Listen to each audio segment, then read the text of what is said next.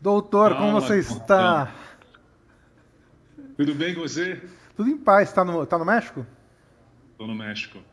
Cara, obrigado demais por estar aqui presente neste nosso encontro. Sabe que você é a penúltima atração. E eu quero agradecer a todo mundo que está assistindo, porque ninguém foi embora. Normalmente a gente tem aquelas curvas, né? Ninguém foi embora. Então, obrigado demais por você estar aqui, dividindo Sim. todo o seu conhecimento com a gente nesses 20 minutinhos de papo aqui. Tá tudo bem? Prazer é meu. Obrigado pelo convite. Tudo ótimo, tudo maravilhoso. Vamos começar para você contar um pouquinho para a gente sobre sua carreira. Eu agora no final, não sei se você pegou, eu estava falando da importância da gente, efetivamente, cada player do mundo de L&D ter esse olhar mais estratégico. E você conduziu sua carreira de um jeito muito bacana, né? E com desafios grandes, né? Como é que foi esse caminho para você enfrentar as funções cada vez mais estratégicas desse processo? Cara, isso foi um processo muito bacana, virtuoso e cheio de desafios ao longo do caminho, né? Eu não nasci em RH, eu sou é, administrador de empresas, comecei trabalhando em planejamento de demanda, depois eu fui para qualidade, e aí o pessoal de RH descobriu e comecei trabalhando num COE de treinamento, né? E depois fiz toda a minha carreira basicamente desenvolvendo como business partner, até que então fui assumindo as posições maiores dentro da minha carreira, e aí migrei um pouco para a área de L&D e de talento, né? E hoje estou com essa posição de estratégia de inovação para toda a Coca-Cola FEMSA. E esse caminho, eu digo que ele tem, basicamente, para mim, três grandes fases, né? Uma fase que sempre ocupei cadeiras maiores do que eu achava que era meu conhecimento, e aí tive que ter muito learning agility, tive muito que gostar do novo, entender de negócio, paixão pelas pessoas. Acho que isso me fez crescer e ocupar o lugar que as cadeiras tinham. E depois uma segunda fase que era como manter, né? Como se manter dentro desse processo. E aí falando já das posições maiores e mais estratégicas que eu ocupei, aí tem um fator que eu digo que não está escrito nas cartilhas, né? Se a gente pensar no Lominger, essas coisas, você se depara com situações que exigem competências que falam sobre senso crítico, bom senso, sensibilidade. Então, essas posições, quanto mais você cresce, maior essas competências são exigidas de você. E nem sempre a gente tem um processo de formação clara para que você chegue e se apresente bem nessas posições, né? Eu lembro quando eu assumi minha primeira posição de diretor, falei, ué, um monte de coisa aqui que ninguém me ensinou nesses caminhos de formação, né? Mas a posição dá essa oportunidade de você aprender, e agora numa posição global, acho que o grande desafio é o entendimento das necessidades reais do cliente de cada país, né? Hoje eu gerencio 10 países e buscar realmente prover soluções que realmente agreguem valor a eles. Acho que esse é um pouco o preâmbulo desta pergunta. Moisés, pedi para você aprofundar um pouco na resposta num aspecto que eu achei muito interessante, que é nesse ganho de capabilities do profissional de RH, do profissional de learning um pouco mais voltado. De que maneira, como é que você vê essas capabilities novas deste mundo em transformação, pensando nesse público aqui nosso, né? Do seu time, dos seus diretos, o que você valoriza? Olha, eu acho que a gente tem hoje três grandes coisas que têm que estar na nossa, vamos dizer, na nossa mochila de recursos humanos, né? Acho que a primeira coisa é, na minha visão, data analytics. Eu venho de ano que vem faço 30 anos nas corporações, né? Eu lembro que a gente falava não que o RH, a turma de learning, a turma de development é o máximo e a gente trabalha só com soft skills e os hard skills são outras coisas. Hoje em dia, se a gente não tiver data analytics clara, se a gente não tiver data analytics clara para resolver as coisas que a gente precisa resolver realmente, a gente não tem condições de aportar para o negócio, de ter realmente condições de impactar o negócio. Acho que esse é o primeiro aspecto. O segundo aspecto que eu acho que é mega importante é entender da natureza humana. tudo que a gente viveu na pandemia, tudo que a gente vem vivendo nesses últimos tempos, as mudanças constantes, toda a dinâmica que a gente tem nos negócios, para mim criou-se um novo ecro, né? Criou uma nova forma de se fazer aprendizagem, uma nova forma de se trabalhar, a questão de flexibilidade. Então, o profissional de recursos humanos tem que ser muito, muito bem desenvolvido em natureza humana. Parece meio óbvio, mas nem todo mundo tem conhecimento, nem todo mundo tem essa capability para desenvolver. E, por último, acho que essa capacidade de gerir a mudança, né? O profissional de recursos humanos tem que saber a cartilha de cabo a rabo e tem que operar e tem que saber como que realmente ele pode poder gerenciar esses processos de mudança dentro das suas organizações. Obrigado. Tá mais complexo, né? Tá mais desafiador, né? Sem dúvida. Me diz uma coisa, esse festival, no fundo, a gente fala muito de cultura de aprendizagem. A gente tem identificado, não só no Brasil, mas no mundo, um crescimento do olhar para essa cultura que estimule o aprendizado contínuo, esse tipo de coisa. Você tem visto isso por aí também?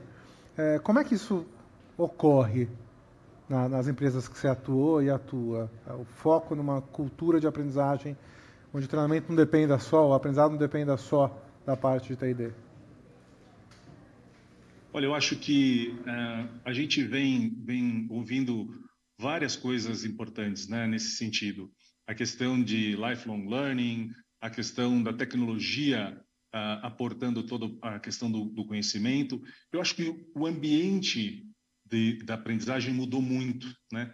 O estilo de aprendizagem, a forma de aprendizagem, o self-learning vem sendo cada vez mais impulsionado, a questão do metaverso. E eu vou confessar uma coisa, eu que sou um cara sinestésico, que aprendo fazendo as coisas, realmente tenho que reinventar a forma de aprender, né? Uma das coisas que a gente vem visitando muito dentro da Coca-Cola FEMSA é entender qual é o estilo de aprendizagem de cada um e como que a gente pode modular soluções e produtos que realmente atendam a necessidade de cada um dos nossos clientes. Então, a gente vem trabalhando desde ter plataformas de LMS claras para que as pessoas possam fazer o seu autodesenvolvimento, mas também trabalhando com coisas que funcionaram no passado, né? As academias funcionais, né? Os líderes como multiplicadores. Então, essa é um pouco a forma com que a gente vem desenhando essa nova cultura de aprendizagem, e eu acho que não tem uma fórmula clara, sabe, Conrado? Eu acho que a gente vem, eu falo muito de costurar com o meu time, né? Eu falo, a gente tem que ir costurando pouco a pouco e entendendo, porque hoje o que ficou muito difícil da gente estabelecer essas estratégias é que a gente não consegue entender mais o que é curto prazo, o que é médio prazo, o que é longo prazo, né? Então a gente tem que ter um arcabouço de oportunidades, eu digo que tem que ter um portfólio de oportunidades e de produtos e soluções, e pouco a pouco a gente vai construindo e alinhavando cada um desses temas. Mas para mim, ter o líder como centro desse processo de transformação e de aprendizagem é crucial para tudo que a gente quer construir para o futuro. Deixa eu fazer o gancho, porque no fundo, acho que o grande objetivo nosso dessa conversa contigo, nessa próxima metade, é entender o papel da liderança. Metade da grana de T&D no mundo vai para desenvolvimento de líderes. Sim. Você acha que esses recursos estão sendo bem investidos? O que a gente pode fazer de diferente? O que funciona? O que você tem feito que dá o resultado? Como investir o recurso, dois recursos, né? Porque o investimento do budget é um recurso, mas o tempo da liderança é um recurso também cada vez mais escasso, né? Sim, sem dúvida. Bom, eu acho que eu faço uma média assim entre uns 70 a 30, né? O que a gente vem fazendo também dentro da organização tem uns 70% de carga massiva em trabalhos de fundação, de princípios de liderança, né? De key people process. Acho que essa é outra coisa super importante. A gente sempre fala dessa questão do hard skill, do soft skill, mas assim, como que o líder toma accountability daquilo que são os processos de formação de pessoas, né? desde o hire to retire. Então, essa é uma coisa muito importante, a gente vem investindo muito nisso. A questão de experiência com o colaborador tem sido um fator importante dentro desse processo. E eu digo que 70% do meu investimento está aí, naquilo que é fundação, naquilo que é princípios de liderança e naquilo que é formar nos processos-chave de desenvolvimento. A outra parte, os outros 30%, acho que a gente vem costurando muito um a um. E acho que essa é a grande diferença. Aí você sai do massivo e vai para o individual. Então, ter clareza de mindset, ter clareza do que necessita cada um dos seus talentos de forma individual, um a um. Então, a gente sai do modelo mais de formação massiva, nessa parte do 30% do mindset, e vai num processo muito, eu digo, cirúrgico, quase de acupuntura, para entender o que necessita cada uma dessas pessoas. Uma das coisas que a gente tem trabalhado muito forte é a questão de empoderamento feminino, né? Então, isso tem uma característica diferente, né? A gente tem que trazer soluções e produtos que realmente atendam as mulheres naquilo que elas realmente necessitam. Então, dessa forma que a gente tem trabalhado um pouco a questão de investimento dentro do pacote de liderança. Tem um desafio, é outra parte, que é o tempo, né? A gente vê no Brasil uma queixa muito grande em como conseguir engajamento da liderança, seja para o próprio treinamento, seja para o treinamento das outras pessoas, dos seus times, né? Que dica que você dá para aumentar o engajamento ao longo do processo de formação de uma maneira geral? Cara, eu acho que uma das coisas que eu tenho aprendido muito é trazer o conceito de ser centrado no cliente, de customer centricity, de vendas para dentro de recursos humanos, né? E a gente tem que fazer um caminho do fundo, do fim para o começo, né? Eu tenho que entender realmente essa necessidade e trazer para dentro do RH aquilo que realmente o nosso cliente necessita. Eu acho que estou saindo um pouco de uma visão de que horas homens treinamento é menos importante do que eu realmente ter efetividade no treinamento. Então, para isso, acho que a gente precisa, de novo, entender muito bem o que necessita, quais são os temas principais que as nossas pessoas necessitam para prover soluções adequadas. Isso engaja. Se a gente fizer um trabalho de todo mundo tem que ser treinado nisso, treinamento massivo, essas coisas hoje em dia não funcionam. As pessoas têm pouco tempo, as pessoas sabem realmente o que elas necessitam e elas não estão dispostas a perder tempo, então isso não vai engajar. E outra dica é um pouco que eu falava na pergunta anterior, entender o estilo de aprendizagem, né? Tem gente que se dá super bem no metaverso e tem gente que não, né? Então, o que a gente pode oferecer de soluções para abarcar todos os estilos de aprendizagem que a gente tem? Falando em diversidade cognitiva e estilos, a gente teve uma pergunta aqui do Jackson Gomes em relação aos 10 países que você gerencia, que você faz gestão. Se tem diferença entre eles e tem desafios diferentes de acordo com a cultura ou com o jeitão de cada operação. Você enfrenta isso, assim, de ter que se adaptar regionalmente nas iniciativas? Eu trabalho numa empresa e a gente está dentro da América Latina só, né? Então, eu não tenho diferenças culturais do tipo europeia, asiática, coisas parecidas. Então, meus 10 países estão dentro da América Latina. E quando eu falo em liderança, eu não vejo grandes diferenças, não. Eu acho que a gente trabalha num modelo muito, muito próximo em termos de liderança na América Latina como um todo. Agora, em termos de functional technical skills, de levar treinamentos mais específicos para cada uma das funções, acho que aí sim, aí a gente tem algumas diferenças. Acho que quando a gente olha todo esses países que estão aqui mais próximos da América Central, tem uma característica diferente dos países que estão mais lá no sul, né? Como Brasil, Argentina, Uruguai. E aí o olhar do meu cara local faz toda a diferença para essa estratégia de aprendizagem que a gente tem.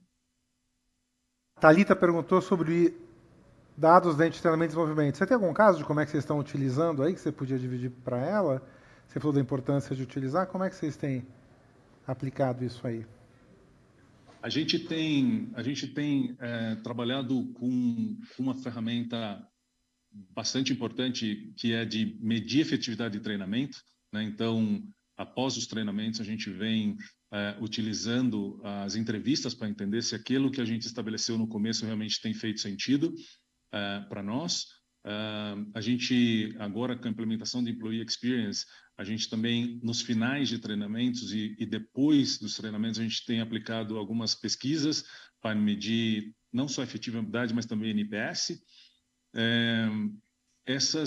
Acho que essas são as principais que eu poderia te dizer nesse momento. E a gente está um trabalho de fundação inicialmente para poder, num futuro próximo, ter evolução de medir retorno de investimento e ter KPIs ainda mais elaborados para essa questão.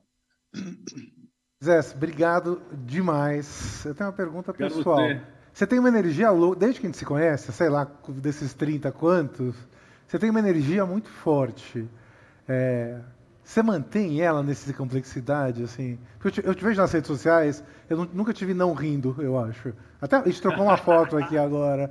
Esse Moisés está vivo e forte aí? Olha, está vivo e forte e pronto para o que vem por aí. Nem sempre é fácil, né, manter tudo isso que a gente tem que manter e ainda ter que criar 3 filhos adolescentes.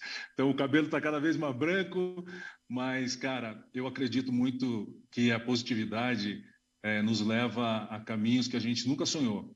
Eu acho que eu, como homem negro que chegou na posição que eu estou, essa positividade me fez vir até aqui. Então, eu sempre mantenho esse brilho nos olhos, a vontade de crescer, desenvolver pessoas me faz sentir completo.